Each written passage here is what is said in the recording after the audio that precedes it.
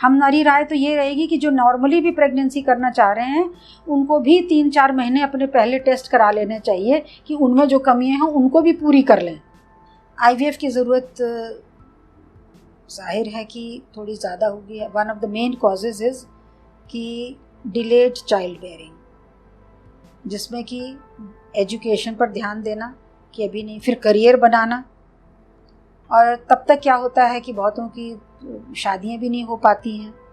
तो आजकल एक चीज़ और शुरू हो गई है कि आप अपने एग्स निकाल करके उनको प्रिजर्व करा लीजिए। एक बहुत बड़ी फील्ड और रिसर्च हो रही है, effect of environment and diet on fertility.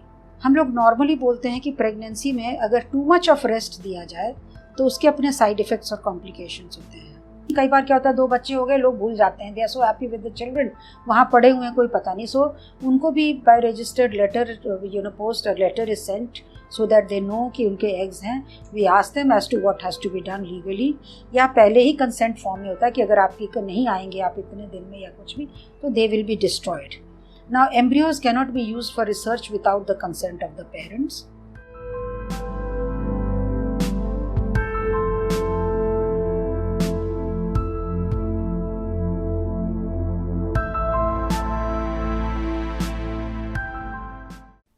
नमस्कार, मैं दीपा मेहता स्वागत करती हूँ आपका फोकस चैनल के बॉडी क्लॉक प्रोग्राम में। दोस्तों, जैसा कि आप जानते हैं, हम हर बार आपके लिए नए टॉपिक्स लेकर के आते हैं जो कि हेल्थ से जुड़े हुए होते हैं। ऐसा ही आज हम टॉपिक लेकर आए हैं आईवीएफ, एक ऐसी पद्धति जिसके ज़रिए अगर कोई महिला माँ बनने में सक्षम नहीं है या कोई भी प्रॉब्लम्स हैं, तो आप इस आईवीएफ तकनीक के ज़रिए ये सुख पा सकते हैं। माँ बनना हर महिला का एक सुखद एहसास है। हर माता पिता चाहते हैं कि उनके घर में बच्चे की किलकारी गूंजे। कई बार किन्हीं कारणों की वजह से हम इस सुख से वंचित रह जाते हैं, लेकिन अब परेशान होने की या दुखी होने की ज़रूरत नहीं। आईवीएफ तकनीक के ज़रिए हम इस प्रॉब्लम से भी छुटकारा पा सकते हैं, या यूँ कहें कि बच्चे का सुख हमारे घर में आ सकता है, बच्चे की किलकारी हमारे घर में आंगन में गूंज सकती है। इसके लिए हमारे साथ आज है doctor SN Basu, max hospital की। आइए हम उनका स्वागत करते हैं अपने चैनल में। डॉक्टर बासु, आपका बहुत बहुत स्वागत है फोकस चैनल के बॉडी क्लॉक प्रोग्राम में। आज हम आपसे बात करेंगे आईवीएफ के ऊपर और जानेंगे कि इसकी तकनीक के ज़रिए एक औरत किस तरीके से माँ बन सकती है। मैं doctor SN Basu, senior director and head of the department of obstetrics, gynaecology and infertility, max super speciality hospital, Shalimar Bagh, Delhi. Doctor, एक आईवीएफ तकनीक को अपनाने के लिए एक महिला और पुरुष का, हस्बैंड वाइफ का हेल्दी होना कितना ज़रूरी है? ये सवाल जो है ना, इसका जवाब मैं पूछूं कि वो आईवीएफ को एक तरफ रखिए, एक नॉर्मल इंडिविजुअल को कितना स्वस्थ होना चाहिए, बात वहीं पर आकर करके टिकती है। और एक्चुअली किसी को भी, बल्कि जो आईवीएफ वगैरह करा रहे होते हैं उनके तो बहुत सारे टेस्ट हो चुके होते हैं, दे आर थॉरली असेस्ड। हमारी राय तो ये रहेगी कि जो नॉर्मली भी प्रेगनेंसी करना चाह रहे हैं उनको भी 3-4 महीने अपने पहले टेस्ट करा लेने चाहिए कि उनमें जो कमियां हैं उनको भी पूरी कर लें। So this goes for everybody, they should be perfectly healthy, क्योंकि जितने हेल्दी आप at the time of conception और उसके प्रीसीडिंग 5-6 महीने होंगे, उतना ही हेल्दी प्रेगनेंसी आउटकम होने के चांसेस हैं। डॉक्टर, क्या हम ये कह सकते हैं कि आज की भागदौड़ की जो ज़िंदगी है, जिसमें हर कोई बहुत काम को लेकर के स्ट्रेस, टेंशन से भी गुजरता है, बहुत ज़्यादा टाइम उसको अपने ऑफिस में स्पेंड करना पड़ता है, क्या ये भी एक लाइफस्टाइल में फ़र्क आ रहा है इससे भी, और जिससे कि प्रेगनेंसी, डिलीवरी, प्रेगनेंसी कहें, लेट हो रही है, बच्चा होने में दिक्कत हो रही है?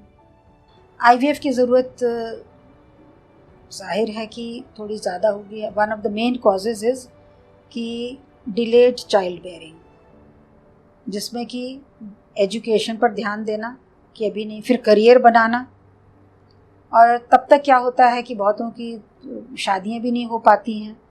तो आजकल एक चीज़ और शुरू हो गई है कि आप अपने एग्स निकाल करके उनको प्रिजर्व करा लीजिए, और कई प्रेगनेंसीज उससे हुई भी हैं, but it is not a treatment, it is a known form of treatment. पर ऐसा नहीं है कि वो सभी में सक्सेसफुल हो जाएगा।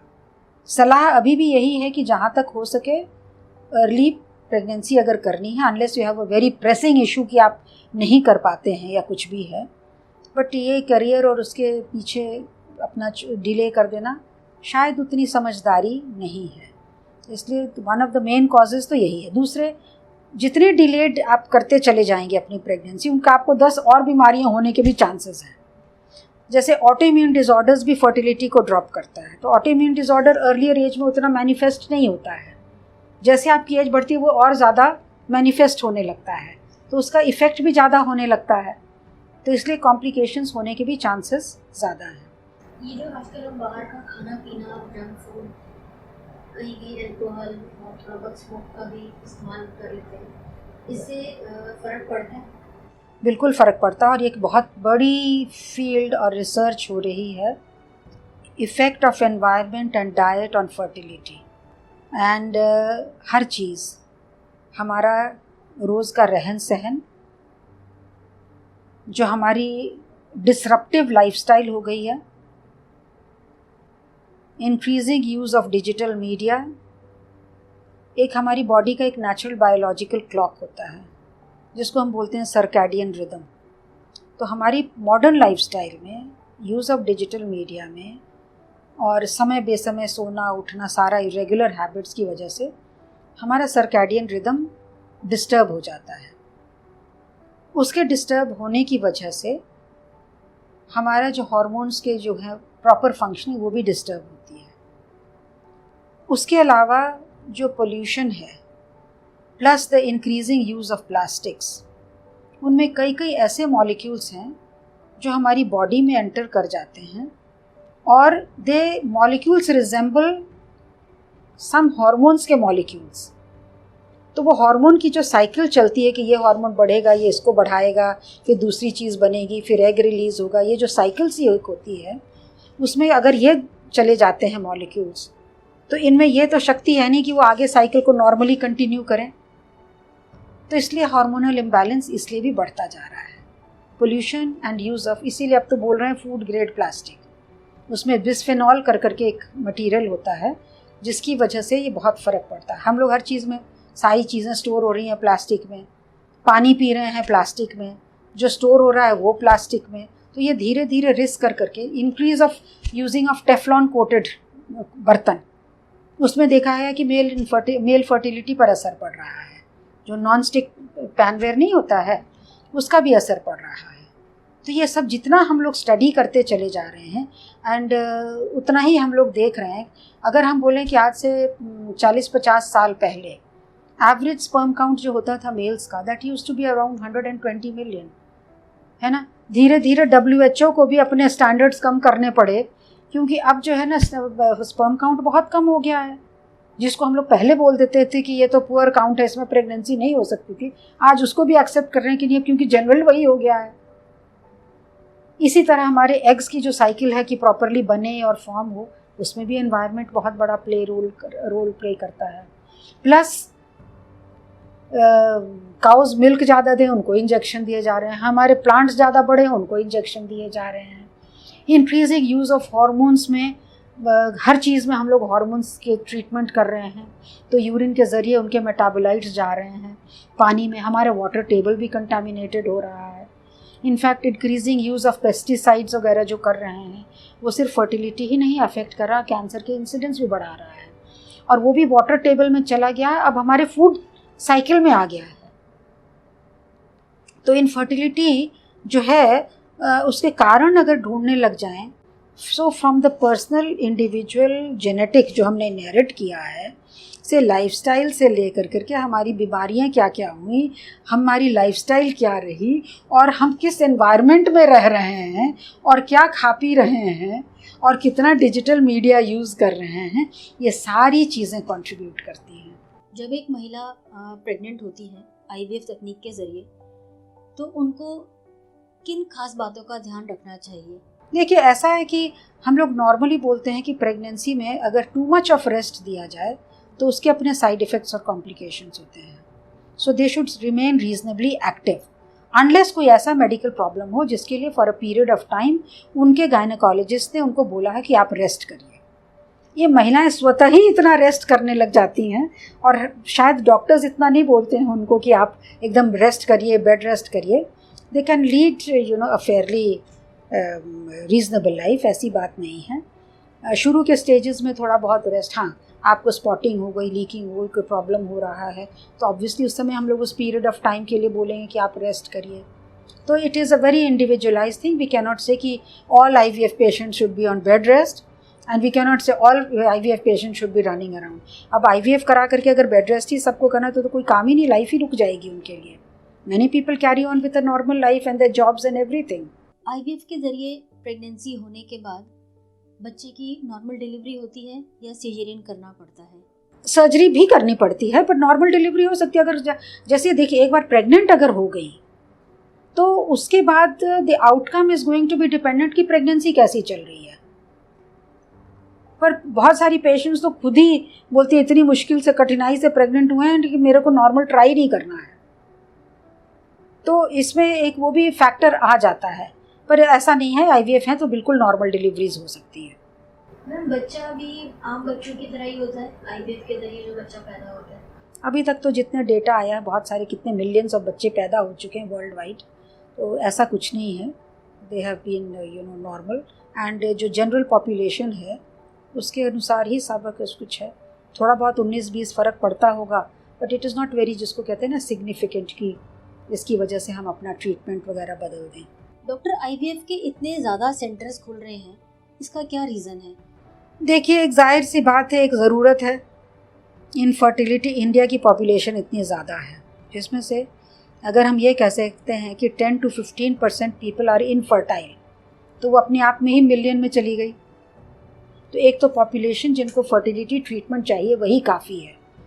ये बात अलग है कि हम लोगों को इस इनफर्टिलिटी ट्रीटमेंट को थोड़ा यूनिफॉर्मली डिवाइडेड हो तो ज़्यादा अच्छी है, जिससे कि लोगों को पेरीफेरी में या जो अफोर्ड उतना नहीं कर पाते हैं उनको भी सही ढंग से ट्रीटमेंट दिया जाए.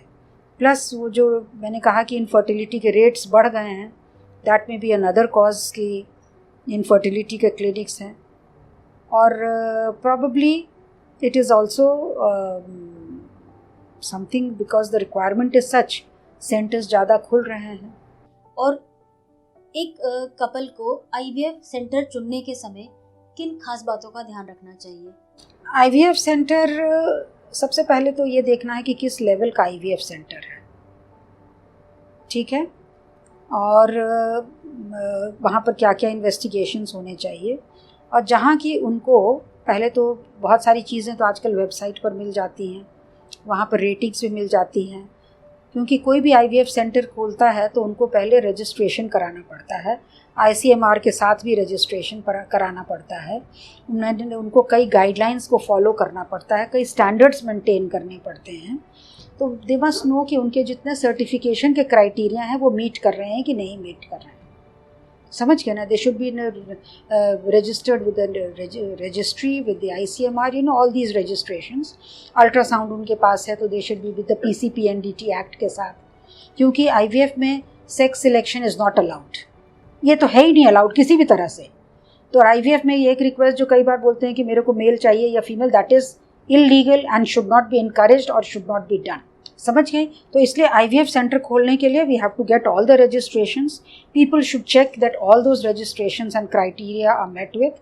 अगर कुछ उनके कहीं रिव्यूज़ वगैरह हैं तो वो भी देख सकते हैं कि यहाँ पर सक्सेस रेट कैसी रही है, कैसी नहीं रही है. They should always go and meet the doctors and find out. And I think जितना अपफ्रंट और जो एकदम बिल्कुल फ्रैंक बातचीत जहाँ हो, जो कि सारी बातें समझा सकें, I think that should be the one. And but usually people are, word by of mouth से ज़्यादा references होते हैं. डॉक्टर, क्या ऐसा भी होता है कि IVF के ज़रिए जो महिला प्रेग्नेंट हुई है वो दोबारा भी प्रेग्नेंट हो सकती है एक बच्चे की डिलीवरी के बाद? हाँ, दूसरा क्या, 2, 3, 4 जितने चाहें आप कर सकते हैं. और बल्कि लोग ऐसा करते भी हैं. जब हम लोगों के किसी के एग्स ज़्यादा बन जाते हैं, IVF पहली बार हो रहा है और अगर उसके ट्यूब्स ब्लॉक्ड हैं, तो जाहिर है कि अपने आप प्रेगनेंसी नेक्स्ट टाइम नहीं होगी. तो नेक्स्ट टाइम भी उसको IVF का ही सहारा लेना पड़ेगा. और कई बार ये भी देखा गया है कि और कोई कारण नहीं था लेकिन प्रेगनेंसी नहीं हो रहे, 8-10 साल भी बीत गए, 5-6 साल बीत गए, उम्र के अनुसार IVF कर दिया और IVF करने के बाद एक बच्चा भी हो गया, और कई बार लोग स्वतः ही अगली प्रेगनेंसी खुद भी प्रेग्नेंट हो जाते हैं अगर उनके ट्यूब्स वगैरह खुले थे। सो ये चीज़ इसमें जो है ना, body is a very dynamic thing and therefore there are many things which can happen. इसलिए हम लोग 100% किसी में कि इसके बच्चा कभी नहीं होगा और ये होगा, ये चीज़ें एब्सोल्यूट्स में नहीं चलती हैं। इसलिए उनको दूसरी चीज़ जो मैंने बताई कि ज़्यादा एग्स बन जाते हैं तो हम तो 2 ही डाल सकते हैं, मैक्सिमम 3 इन सर्टन कंडीशंस। तो ऐसे में जो हमारे बाकी एग्स जो हैं उनको हम लोग फ्रीज़ कर देते हैं, और जब 2-3 साल बाद या जब वो चाहे, अगर वो प्रेग्नेंट हो गई तो 2-3 साल बाद फिर उनको वो थॉ कर करके दोबारा डाल सकते हैं। फिर भी बचे हुए हैं तो फिर उनको थॉ कर करके हम लोग डाल सकते हैं। तो ऐसे में हम लोग बल्कि उनसे कंसेंट ले लेते हैं कि आपके जो स्पेयर एग्स हैं उनका क्या किया जाएगा, सपोजिंग यू बिकम प्रेग्नेंट, ठीक है। और अगर उनके बोलते हैं कि हमारे प्रिजर्व करके रखिए, तो obviously there is a charge for keeping them frozen. And in fact frozen egg से एक गैप जो हुआ है ना, मैक्सिमम देखा गया है कि फ्रोजन स्पर्म से 21 ईयर्स बाद भी बच्चा हुआ है। पर ऐसे कई हुए हैं बच्चे कि एक्चुअली सेम ग्रुप में से, एग्स का सेम ग्रुप था, एम्ब्रियोज का सेम ग्रुप था, उसमें से एक बच्चा हो गया, फिर 5 साल बाद उन्होंने वो लिया। तो जेनेटिकली देखा जाए तो वो एक तरह से सेम ग्रुप के हैं, लेकिन वो छोटे बड़े हो गए। क्या कुछ ऐसे कपल्स भी हैं जो IVF के बाद अपने एग्स को रिजर्व करके रखवाते हैं ताकि उनका आगे काम आ सके? नहीं, रखने को तो हम लोग बहुत दिन तक रख सकते हैं, लेकिन एक चीज़ है कि हम लोग कपल से after all it is their property, so they have to know. नहीं तो इससे 21 ईयर्स से ज़्यादा कोई क्या रखना चाहेगा, है ना। 21 ईयर्स से ज़्यादा तो कोई रखेगा नहीं, पर उनसे कंसेंट। सपोजिंग कई बार क्या होता है, 2 बच्चे हो गए, लोग भूल जाते हैं, they are so happy with the children, वहाँ पड़े हुए हैं, कोई पता नहीं। सो उनको भी by registered letter, post letter is sent so that they know कि उनके एग्स हैं। We ask them as to what has to be done legally, या पहले ही कंसेंट फॉर्म में होता है कि अगर आपकी नहीं आएंगे आप इतने दिन में या कुछ भी, तो they will be destroyed. Now embryos cannot be used for research without the consent of the parents, समझ गए। और बिल्कुल अर्ली स्टेज में वो ICMR में उसमें भी थोड़े से वो गाइडलाइंस वगैरह चल रहे हैं कि हाँ वेदर रिसर्च इज़ अलाउड और नॉट। सो एम्ब्रियोज पर ले करके कि देन यू कैनॉट, ये भी नहीं कर सकते हैं कि आप ह्यूमन का किसी और के साथ इंटरेक्ट कर रहे हैं, आप लेस्बियंस को भी प्रेगनेंसी कर रहे हैं, इन सब। और अंकुश सरोगेसी, कमर्शियल सरोगेसी बंद हो गई है हिंदुस्तान में। सो बहुत चीज़ों पर ना वो लग गए हैं, अंकुश लग गए हैं। और उसके रीजंस थे कि बिकॉज एक्सप्लॉयटेशन बहुत हो रहा था, सरोगेसी में एक्सप्लॉयटेशन बहुत हो रहा था। अब सरोगेसी अगर किसी को करवानी है तो दैट मीन्स कि एग्स और स्पर्म्स तो इनके हैं अपने, but they are implanted into the uterus of a third lady. अगर डोनर भी है, मान लीजिए हमको एग्स किसी से ले रहे हैं, तो जिससे हम एग्स ले रहे हैं उसी का यूट्रस नहीं यूज़ कर सकते हैं, समझ गए। तो उसमें हम लोगों को उनके एग्स ले कर करके स्पर्म से फर्टिलाइज करके चूज अनदर डोनर, सरोगेट, समझ गए। और एक वुमेन सरोगेसी 3 बार से ज़्यादा नहीं कर सकती है। एक स्पर्म और सरोगेसी में सारा खर्चा सरोगेसी का has to be borne by this couple, जिन्होंने उसको कमीशन किया है। जब वो डिलीवरी के लिए भी एडमिट होती है, उसको अपने नाम पर ही रजिस्टर करना होगा। ये नहीं कि जिनके लिए बच्चा पैदा करे उनका नाम दे करके रजिस्टर कर गई। She has to register in her own name, और डिलीवरी के समय कि मैं इनके लिए मैं सरोगेट हूँ। And after that a certificate is given by the doctor and the hospital कि ये सरोगेट थी, इसकी डिलीवरी हुई है और इस कपल के लिए हुई थी। एंड देन द बेबी का वो फॉर्म जा करके it is registered as their child. और कई बार अगर ये डिटेल्स नहीं माने तो DNA टेस्टिंग भी होती है देखने के लिए कि ये बच्चा उनका है कि नहीं है। हमारी राय सबको यही है कि आप अपना इलाज करवाने में देरी ना करें और सही फर्टिलिटी स्पेशलिस्ट के पास जाएं, जिससे कि आपको ये तो पता चले कि क्या प्रॉब्लम है, जिससे जल्दी से जल्दी उसका समाधान ढूंढा जा सके। नहीं तो उम्र निकलती चली जाती है, समय निकलता चला जाता है, और जो ट्रीटमेंट आपका पहला सक्सेसफुल होने के चांसेस ज़्यादा थे उसमें कठिनाइयाँ बढ़ती चली जाती हैं।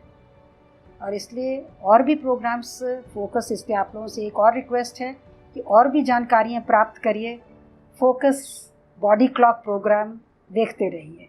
आपने अपना इतना कीमती समय हमें दिया और इतनी अच्छी नॉलेज दी, जिससे कि बहुत सारे लोगों को ये समझने में बहुत फ़ायदा होगा कि IVF टेक्नोलॉजी को हम लोग कैसे अपना सकते हैं और इससे हम अपने जीवन में जो एक खालीपन है बच्चे को लेकर के, उसको कैसे भर सकते हैं।